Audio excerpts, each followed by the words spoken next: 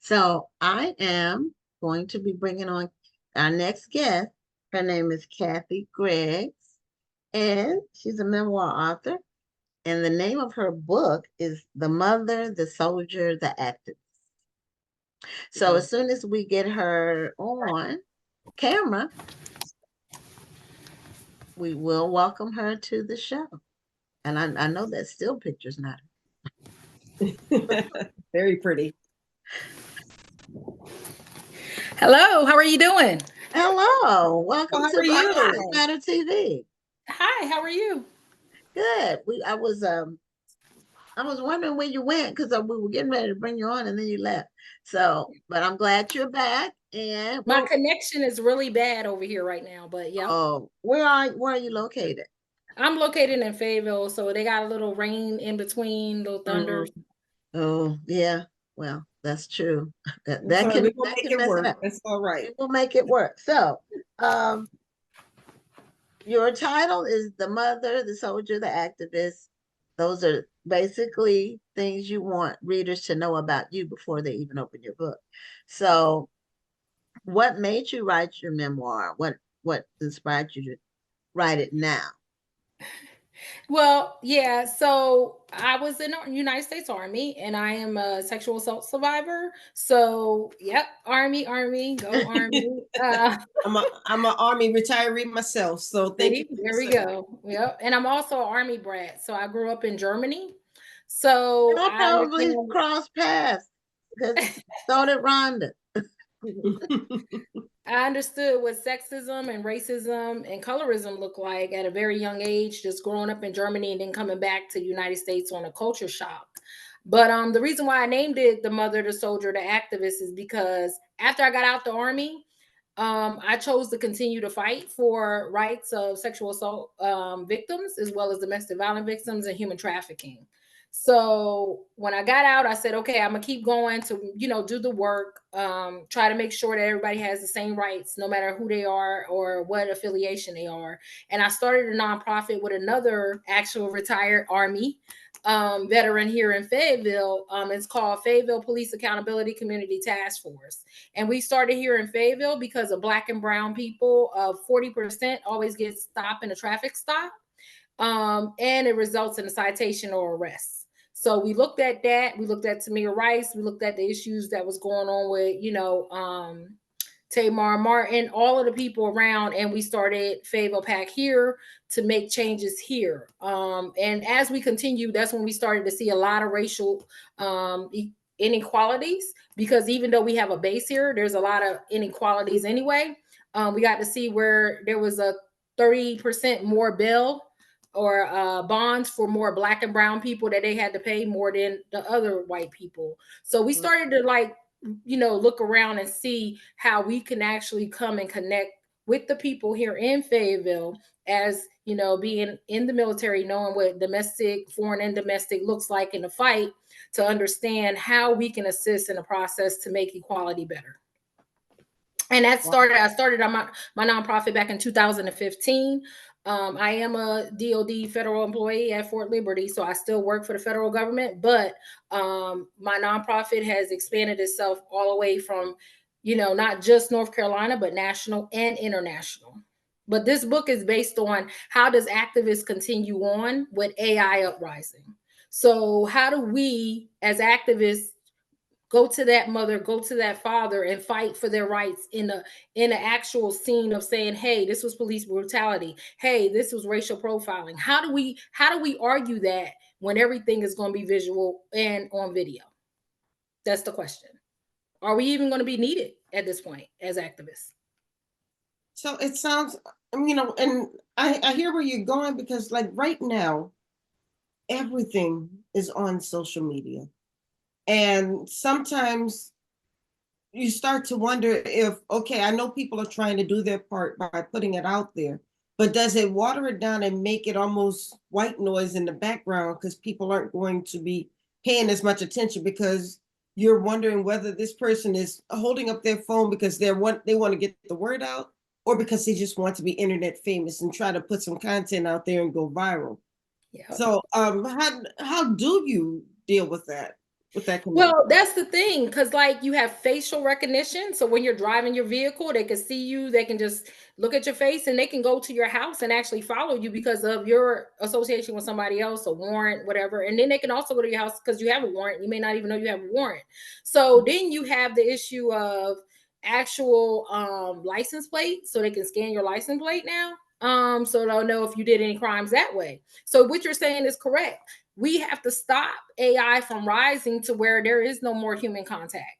Human beings may rely more on AI than they rely on human beings each other. Is it not? That's just compassion alone, right? Do we have compassion for each other after AI rises, or are we going to rely on AI to tell us what to do in our lives as humanity? Will humanity even exist at this point? So those are questions that we should ask, because at the end of the day, we know that the only reason why George Floyd uprise that big is because of social media, because of the video. If we would have never had the video, this wouldn't be a conversation. Ahmaud Arbery was only because it was a hate crime and it had to be proven, and it was a video. So once again, we go back to the video part. So what part would I play going into a room with people that don't look like me, that don't talk like me, that's not me? And what can I argue if we already seen the video, if there's already footage, if there's already the AI police officers, which they already started that plot. They already started that pilot program in New York to see how AI police officers are. We're You know, 20 years behind the digital age from other places. We're 20 years behind AI uprising already. So we have to catch up. well, sadly, this, if you go way back, I'm talking about the 90s. When, and I don't know why his name is just slipped out of my head, but you know who I'm talking about. There Rodney was, King? thank you, Rodney King. There was video of him being beaten by what, 5 police officers? Or Seven. more. Yeah, It was 7. but Some of them came and hit him and left, but the 7 right, is right. But there was video of him being beaten by these police officers. But the reason why that they were found not guilty is because they had a really good lawyer who was able to say, you only saw a piece of the video. Yep. You didn't see the whole thing. You didn't see what actually happened. And they were able to argue about what happened on the part that the world didn't see. Yes. And that is happening in this day and age right now. You saw 30 seconds of a video, but you didn't see what he or she did before. I was afraid for my life. So how do we battle something like that? And then with in respect to what you're talking about with AI, now AI can be used to where it's cloning people's voices. Yeah. Yes. So Yeah. people think that it's you, and they'll think it's your face, and it's not actually you. So there is something I put in my book. There was 3 cases that actually where people were wrongfully arrested and wrongfully imprisoned because AI was used and it wasn't them. And they were Right. of color. And they were of color. And that's the scary part. That's the part that we have to stay in the fight for. Because now, before there was even AI, they were able to say you didn't see what you actually saw. Now with AI, they have an even bigger case to say you didn't see what you actually saw. Yep. Or Exactly. somebody can create something that's not even real. And if you don't have a alibi that you can really use as evidence that you didn't do it, like you have somewhere you were where 5 people saw you at the time of the crime, then, and a lot of people are home by themselves now more than they used to be. And so AI, we really don't know yet the extent, and it continues to evolve. One thing I hate about it is AI customer service. I hate it, hate it, hate it, hate Just it. give me an operator. Yeah, I said operator. I don't want to talk to you, machine. They fixed it now to where it'll say, you'll be like, operator. Well, before I send you to an operator. Yep. Right. No, operator. Well, you have AI, you even have AI attorneys right now. There's AI attorneys out there. Yeah. So like you're not even talking to a real attorney at this point. You can actually hire an AI attorney to do your paperwork. You don't have to hire an attorney now. You could hire an AI attorney. And this is the thing. I was a board member of ACLU. I was a board member of Fayetteville Pride. I also did work in other areas. I mean, I went all the way to the military committee to do the Luttenberg Amendment authorization, to make sure that the commanders are held accountable for domestic violence. So I have I have been out there. I have been in the streets. I have been, you know, wearing jeans, marching, Ahmaud Arbery, all of that. I have been everywhere to do this. And then I noticed why I'm doing this. And when I'm done and sitting down, I'm like, okay, the Black and brown people will be more affected. If that's your question, Ms. Richardson, the Black and brown people will be more affected. And right now it's already happening. And we need to stand up and get ready to fight on this battlefield, because if not, we're going to be annihilated by 2030 because of the rise of AI. Right now, the jobs is already being taken over. It's going to be 750,000 jobs taken over by 2025. That's what they already dictated just with AI alone. That right there is going to do a separation of families in Black and brown communities. That's also going to put people back in jail and put them back in the criminal justice system to where they're not able to come back out. So that's the part that we should be focused on. How do we fight that fight past that? How do we get the Black and brown community to understand that you must build your own foundation, your own wealth in order for you to survive this fight? Because I'm telling you, it's going to start with us. We're going to be the ones that's going to be down trying to climb up. Amen. But my book, The Mother, because I'm a mother first, you know, I have children too that look like me, that's of me, you know, and my fight is their fight, but my fight is for them. So when I sit back and say I'm done, who's going to take the torch? Because at the end of the day, my grandkids still need to live past 2030, 2050. I also watched several movies. So I did research before I did my book to watch how this is going to evolve itself. And, you know, and I also talked to people in different countries and different cities to see how it already started with the AI K9 dogs, how they already started with AI walking. So, you know, they had AI all in the subway in New York, but look what happened, even though they were in there. So, you know, situations like that. So this is really going to happen whether we want it or not. But the thing is, what do we do to stop it? That's the question. You've done a lot of interviewing, a lot of talking, and a lot of advocating. How long did it take you to do enough work for you to be able to get the book to where it is? So I wrote this book in 4 months. I self-published, self-wrote it. It took me a while to lay out how I wanted to start it, but I wanted everybody to know in my first chapter, you know, activism versus activists, like the definition, to define that first, right? Then I wanted them to know my struggle within. You know, I have a covenant with God myself to continue this fight and continue to help whoever I can, regardless, because at the end of the day, you know, and I know, never leave a fallen comrade, soldier for life, right? So for my mindset and growing up in a military family, my mother, my sister, and my father, I know this is what I have to do, because if I don't do it, who else can we rely on, right? But at the end of the day, every chapter goes into the fact of how it looks when you're in the room and you're not that person that people want to talk to. I mean, I sat there with a man with a Confederate flag, a Republican, in the Senate. Republican flag, you know, Confederate flag by there. I didn't get intimidated. I said what I said. I told him what we need. You know, he even told me get out of his office. He told me if it doesn't apply to me or my kids, I don't want to hear it. So I have been through those struggles. My book shows everyone as an activist of what struggles you go through already, just trying to go in those rooms to help people, right? But now we got to get past that on, okay, we help people, we don't help people, but now we got to say, look, this is our fight and we got to be in it to the end, or we just need to step back and let somebody else do it. You know, the Terminator, the original Terminator movie, the year where the original Terminator movie came out in the 80s. Okay. And the year that they said the machines were going to take over was 2029. Yep. In the Terminator. That was the year they named. And now I don't know who came up with that number that year, but they named it. And I've seen that movie so many times, I can tell you almost every the whole script. That and Terminator 2. I like them both. I didn't like the rest of them because they ran out of ideas, but you know, a lot of times when it's a part 3, when it gets past 2, sometimes even a part 2 is not good, but most of the time when it gets past 2, they're just trying to make money on the franchise, and they really run out of ideas. And but I don't think we can't stop it. We have to figure out how to still function, because they're talking about building all these. They were talking about the really how the grid is going to be dominated by the new AI, all these Yep. computers using for AI, Yep. and it and which jobs it will be replacing.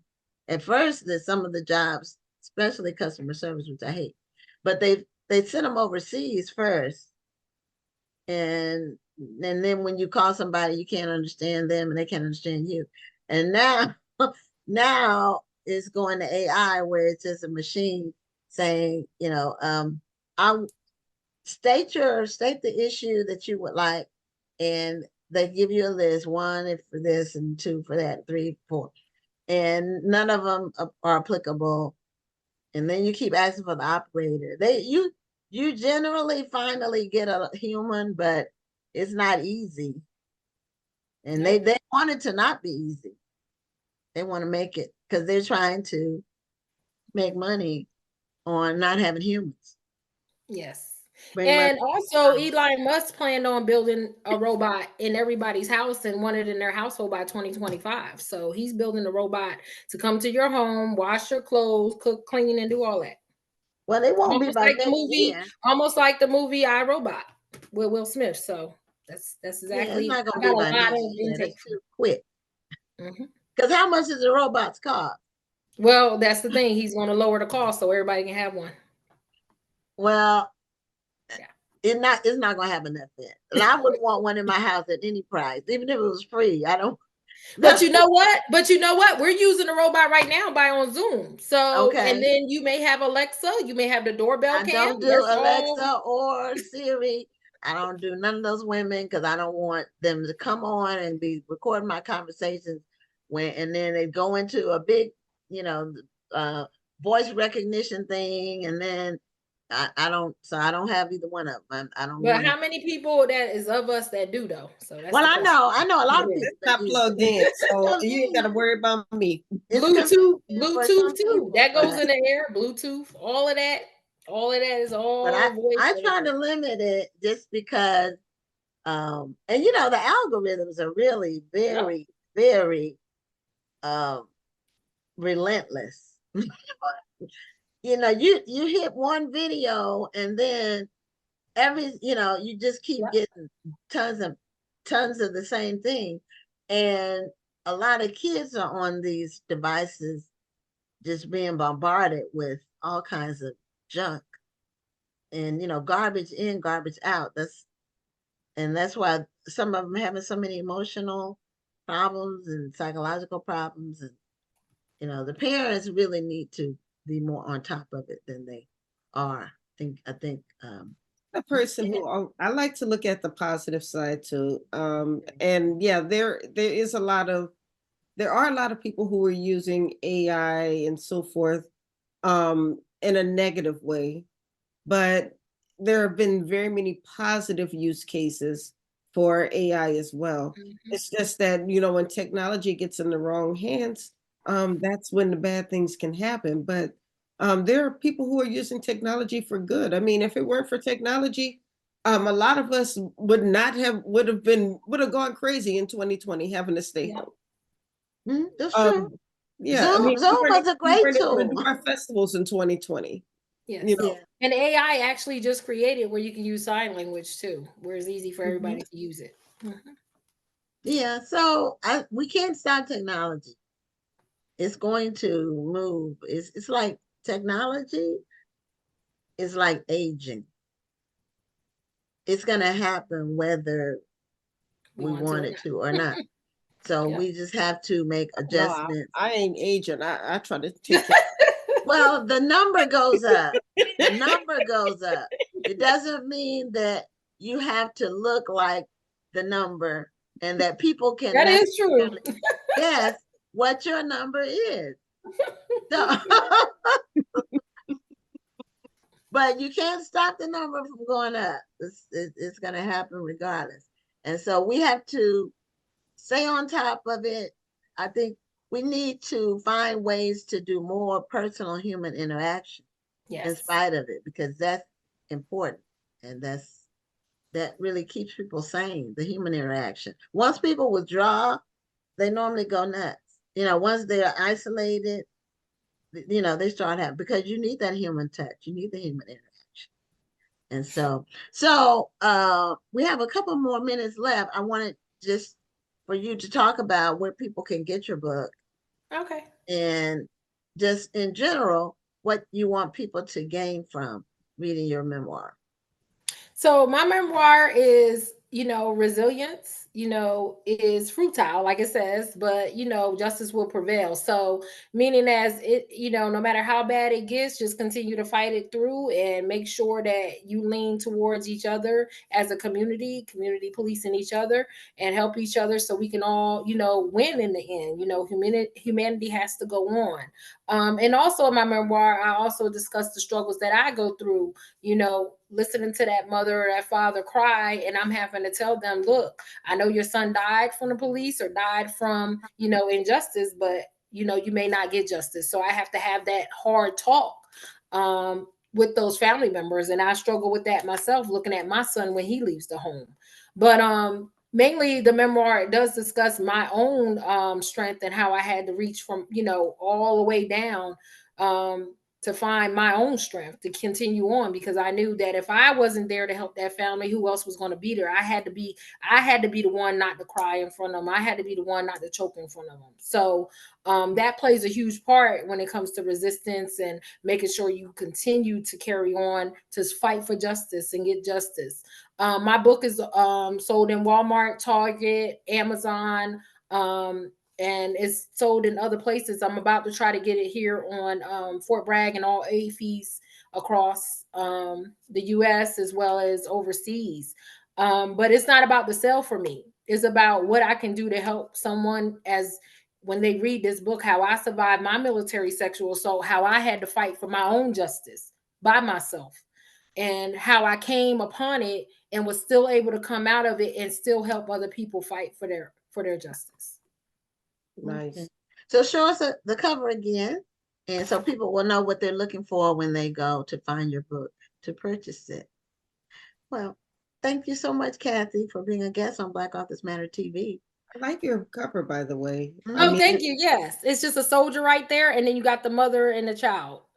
Okay, And I was going to ask for those pictures that you took when you were deployed or anything, but well, I have my picture in the back, but I do have pictures of me deploying. So this is my first book. I'll be coming out with my second one here soon.